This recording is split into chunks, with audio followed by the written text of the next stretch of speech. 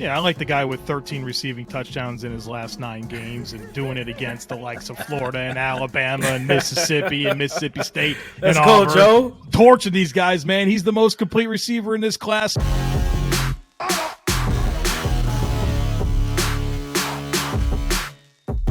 What's going on, everybody? Kyle Krabs with Draft Network's scouting department here, and we are here to talk about the battle royale that currently exists amongst our group for the title of wide receiver one. Every year throughout the NFL draft, you see talented pass catchers entering into the league, seemingly more and more each and every year, and that's no exception with this year's class. Our early look giving plenty of looks at talented players who can make big plays down the field or with the ball in their hands. So the way I want to start this is by letting everybody get a chance to declare who their individual wide receiver one is on their own individual TDN 100 ballot.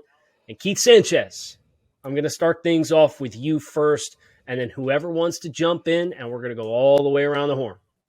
Yeah, man. So Battle Royale is tough because right now we have a couple different receivers, right, battling for that number one spot. We have some guys with complete resumes, some guys with incomplete resumes, but the athletic traits are there. So for my battle number one, I'm gonna go with TCU wide receiver Quentin Johnson. I'm gonna go ahead and plant my flag with that one. I'm betting on 6'3", 200 pounds. A guy that appears to run a 4.4. We've gotten some early measurements on him saying that he jumps over 40 inches. So we're talking about a completely explosive receiver. And while he doesn't have the resume or the name recognition right now, I think the NFL showed us last year, right, that they value these big-bodied wide receivers. We had Garrett Wilson, we had Jahan Dotson, we had Chris Olave, but who went number one?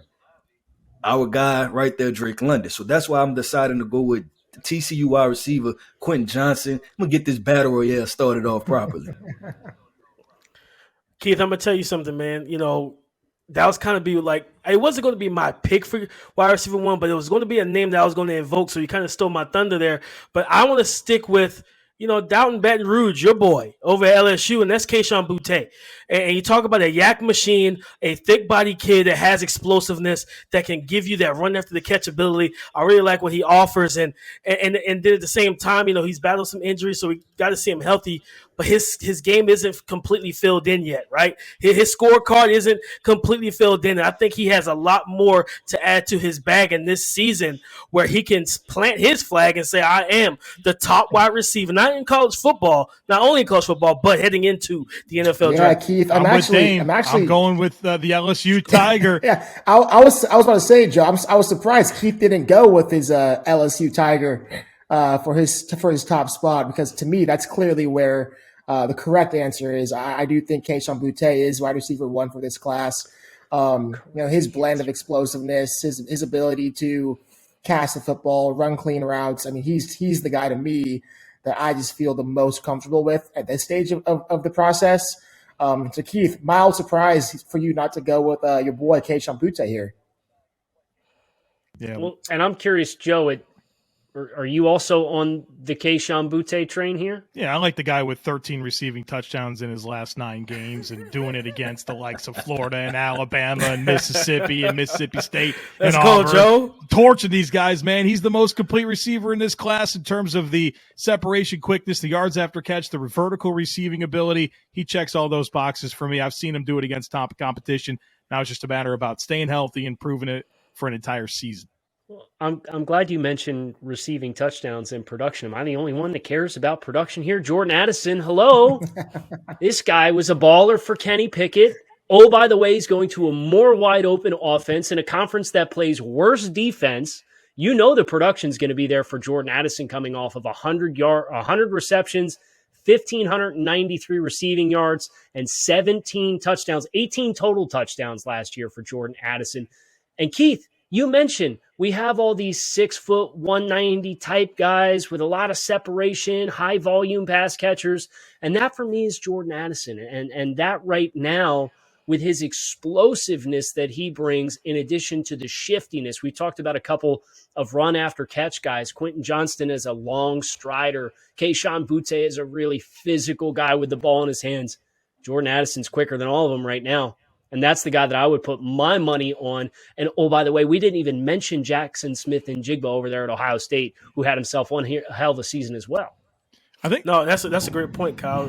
JSN is going to be essentially the wide receiver one for Ohio State this season, and just similar to Jordan Addison, but even more so with JSN. A lot of his production and the concerns, I guess, a lot of people have him is his production came strictly out of the slot in 2021, and he had Garrett Wilson flanking him and Chris Olave flanking him, and it's like, how do you put the number one guy, not on those two, right? Or the number 1 and 2 guy. So now he's the lead dog. So I'm excited to see what he does. And to your point, Addison he's a Biletnikoff winner, right? Like he was the guy. He was the top receiver in college football last year. So you make a really good point.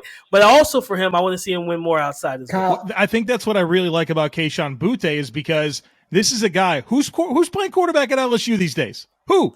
Struggling. They don't have him.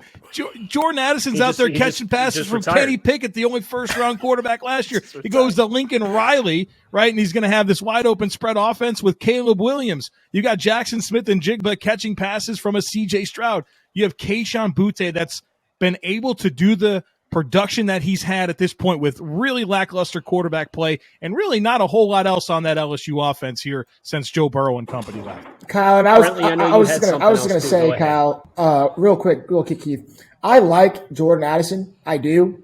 My issue with him, though, is for a receiver who's kind of more slender in terms of his stature. I don't know what he runs, man. I don't think he's a low 4.4 guy. I think he's got honestly kind of more of that low 4.5 kind of range, which not a killer for me. But when you're stacking these dudes up, when you talk about Keyshawn Butte, I think he's going to be, obviously the high 4.3s. I mean, this dude is an explosive athlete. I just question Jordan Addison's upside to be that kind of dynamic playmaker at the next level.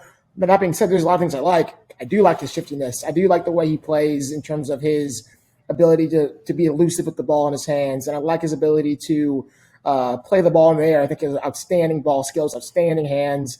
I just don't think he's as explosive as I personally would want him to be for a receiver that's, a little smaller. Keith, what else did you have too? Nah, man, everybody was talking about the quarterback throwing to their wide receiver. I'm going to say this, man. I think Quentin Johnson is good enough to throw the ball to his damn self and go catch it, right? I think he's just that dude, man. I think he's a flat out baller. And like I said, man, when we talk about the big picture of wide receivers, right? And we always talk about, the sizes now, and everybody is 5'11", 6 foot, 175 to 190 pounds. And just to have a rare, true XY receiver, I think that's going to be valued heavily, right, in this upcoming draft because there's just not many of those body types running around anymore. Like we only have a couple in this draft. We only had a couple in last year's draft. So I think it'll be interesting to see as this thing unfolds, like, okay, where do NFL teams feel as though they can get value with these guys that run I generally a expect 4.5 and they're 185 pounds and that comes up here. But I do want to ask us about players who might come out of left field and potentially stake their claim for this wide receiver one title as we get into the season. I'm looking at everybody's ballots over here on my right-hand side, and a pretty consistent player that's been in kind of that fringe top 32, despite not being a very productive player, is former Louisville wide receiver Tyler Harrell, who's now at Alabama. Would not be surprised if that was everybody's top choice, so I wanted to get that part out of the way and just put Tyler Harrell's name out there, and then we could see if there's any other names that you guys want to inject into this conversation. But it's worth acknowledging Tyler Harrell. Brentley, you talked about the concern that exists with Jordan Addison about explosiveness. Nobody questioning the explosiveness of this dude because this dude is as dynamic as we have seen as a vertical receiver in the last couple of years. No, 100%. Kyle, I believe they said he clocked in on the hand time at 4.19, and in the laser he was 4.24 at Louisville. And that's just – he averaged, 25 yards per catch in a limited role in Louisville's offense. Now he's going to Alabama, where I'm pretty sure one of the top receivers this year was drafted out of Alabama after transferring in, and that was Jamison Williams, and he's going to fill somewhat of that type of role, right? Because they didn't have anybody to fill that true deep field stretching role for this offense, and Tyler Harrell brings every bit of that. You see him when guys are lined up on him, they're giving him cushion. They're terrified to even, what's that old saying that coaches have always said? If he's even, he's leaving. Yeah, that's the wrong cat you want to allow to get even with you as a cornerback, because when that stride opens, it's typically a house call. So that's a great name, and that's the name I was going to invoke, because Tyler Harrell is going into a big, bright spot. And if he has anywhere close to the year that Jameson Williams has, we're going to be talking about him a lot come April. What other names? Anybody have any other names as like kind of dark horses to get into? Maybe not wide receiver one, but at least insert themselves into the conversation.